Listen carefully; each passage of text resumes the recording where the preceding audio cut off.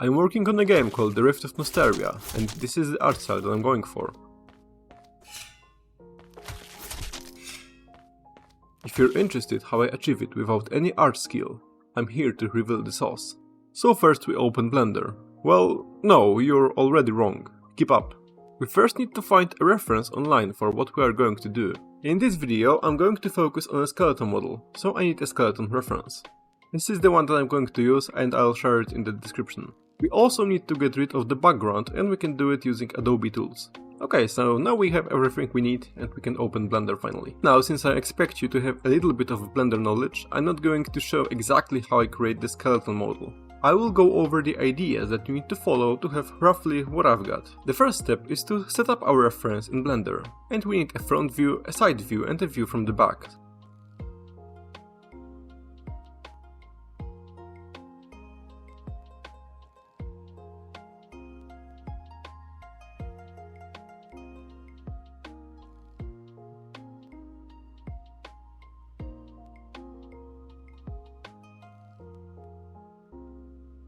Here comes everyone's favorite moment of any Blender guide. We will remove the base cube and create a new one. Why? I don't know, it's a habit. I don't know why people do it, but I do it too, and I don't know why. We are going to create only half of the skeleton, because mirror modifier will take care of the rest. So we only need half of the cube.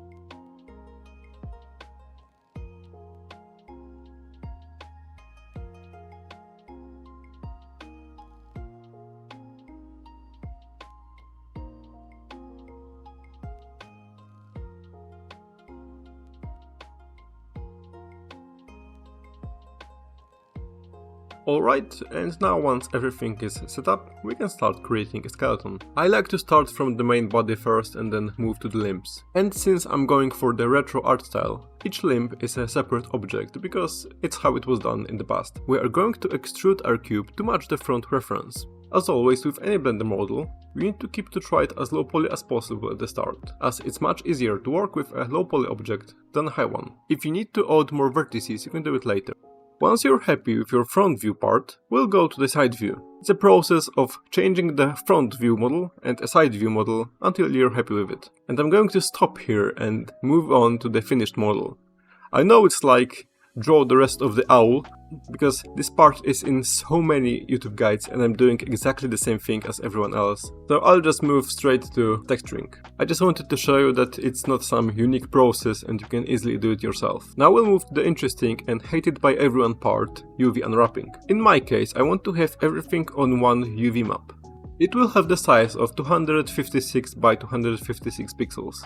On this UV map, I want to separate the head, main body and limbs, so I will UV unwrap them separately. I'm using pixelated textures in my game, so it's very important to keep the UV lines straight. And once again, to really understand how to UV unwrap a model, you need to do it over and over until you are comfortable with it. You can watch as many guides as you want, and it will help of course at the start. But to finally get it right, you need to do it yourself. Once everything is unwrapped, we can go straight to texturing the model. We will be using the reference as our texture.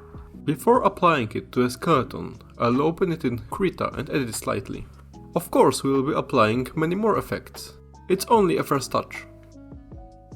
We are now going to use our skeleton reference to paint the texture on the model. In order to do it, we need to use something called stencil painting.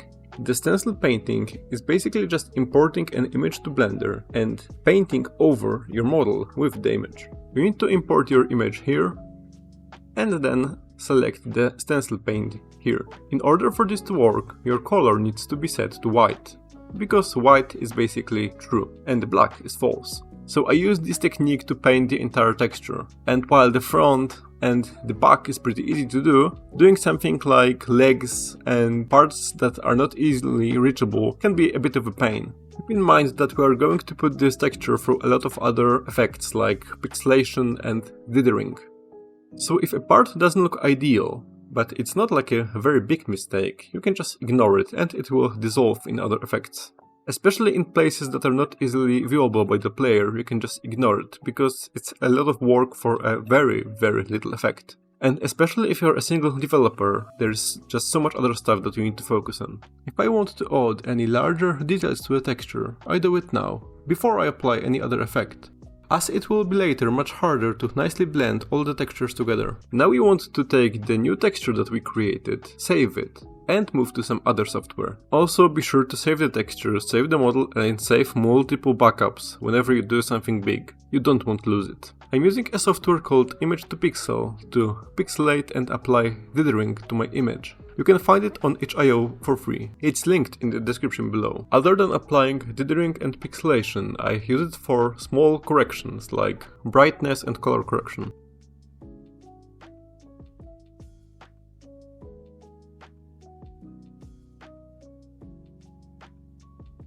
After that, I move the texture to Krita. Here I will apply even more color correction, and one more thing that's very important and makes the texture look crispy as hell. Duplicate this layer and apply a sharpen effect to it, and change the mode to Soft Light SVG.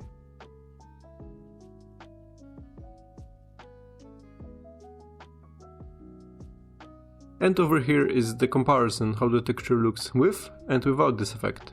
I think it works very well. Using Soft Light SVG is also great if you want to add small details to your texture, like for example rust or blood to a sword. The last thing that we'll be doing with the texture is light baking. It really brings your texture to life because it's like placing your model in a real world and lighting it like it should be lit. And honestly, I don't think too much about it. I just create a couple of area lights and that's it. And the effect is great, just look at this. If you don't know how to bake lighting in Blender, I will link you to my other video about this topic. And of course it's in the description. Okay, so that's basically it. Everything about the textures is now ready. And your model can be rigged and put into your game. That's basically the process that I'm using for my Rift of Nostalria game. Of course, every texture and every model is a bit different, but you need to work it out yourself. If you have any questions, you can ask them below or in my Discord server. As always, thank you for watching, and if you want to support my work, you can do it on Ko-fi. See ya next time, and don't stop being a nerd.